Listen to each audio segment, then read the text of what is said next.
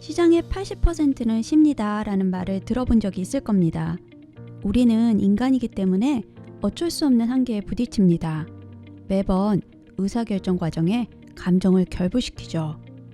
감정을 결부시켜서 외부 상황과 외부에서 오는 정보, 그리고 그 정보를 이용해 논리적으로 유추해낸 확률을 왜곡시킵니다.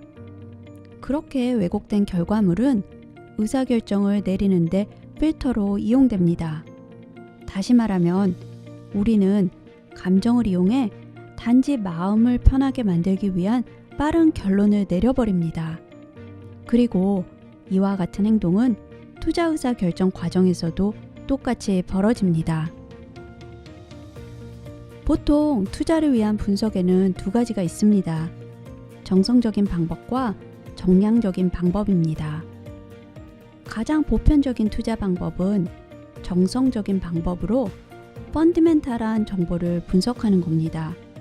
강의에서 펀디멘탈한 정보라는 말을 많이 쓸 텐데 이는 금융자산, 예를 들면 주식이나 채권의 본질적인 가치를 계산하는 데 이용하는 경제지표나 기업의 재무제표 등을 말합니다.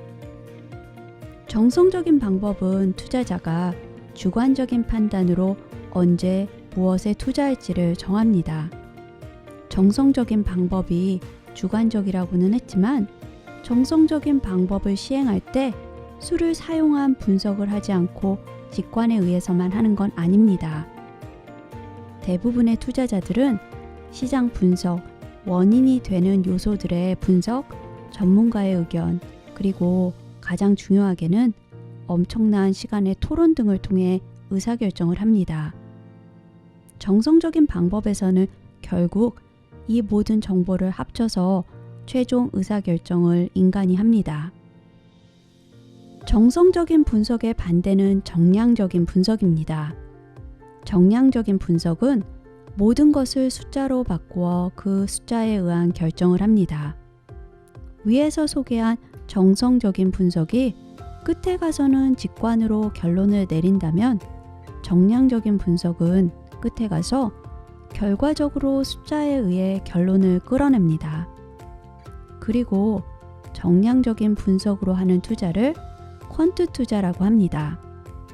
결론을 숫자에 의해 내리는 퀀트 투자가 아니더라도 정량적인 분석을 한다는 말을 많이 씁니다. 퀀트 투자는 세상의 모든 의미 있는 데이터, 즉 앞서 언급한 펀디멘탈 데이터, 거시경제 데이터나 시장의 가격과 거래량 정보, 심지어는 글자로 된 정보와 사진 정보 등을 분석해서 현상을 이해하거나 더 나아가서는 시장을 예측하는 알고리즘을 만듭니다. 그리고 이를 통해 결론을 내립니다. 인간의 직관이나 생각이 개입하지 않습니다. 때로는 이렇게 알고리즘으로 만든 의사결정 과정을 통해 얻은 결론을 컴퓨터와 또 다른 알고리즘을 이용해 자동으로 매수와 매도를 하기도 합니다. 물론 퀀트 투자를 하는 정도에 따라 매수 매도까지는 안 하고 의사결정의 결론만을 내리는 경우도 있습니다. 퀀트 투자의 퀀트는 관심의 주제가 아니라 관심의 주제를 다루는 방법으로 생각하면 됩니다. 퀀트 투자는 기존의 전통적인 투자자들이 하던 모든 투자, 예를 들면 주식, 채권, 외환, 원자재 등 모든 곳에서 이용되고 있습니다. 다만 그 투자 의사 결정을 내리는 방법이 다를 뿐입니다. 여기서 강조하고 싶은 한 가지는 정성적인 방법으로 투자 의사결정을 하는 투자자들도 이 의사결정 과정에서 퀀트의 요소들을 굉장히 많이 사용한다는 겁니다. 이는 세계적인 추세이고 퀀터멘탈이란 스타일로 자리를 잡았습니다. 비록 엄청나게 많은 통계학 모델이나 복잡한 데이터 분석을 하지 않더라도 투자자라면 최소한 어느 정도의 데이터 분석은 할 줄 알아야 하는 인식이 자리 잡았다는 겁니다.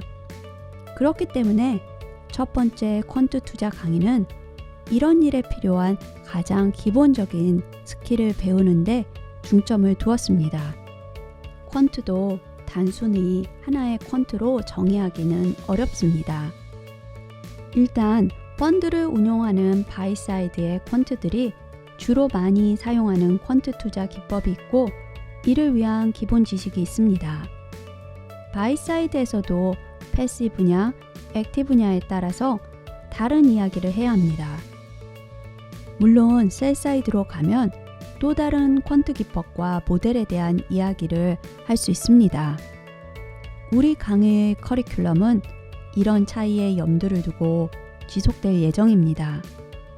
이번 첫 강의는 모든 퀀트를 하는 사람들이 또는 투자하는 모든 사람이 알아야 하는 가장 기본적인 내용을 담았습니다. 앞으로 있을 4주 강의를 듣고 나면 투자와 관련된 기본적인 회사 업무를 수행하는데 필요한 거의 모든 것들을 데이터와 프로그래밍을 통해 할 수 있을 겁니다.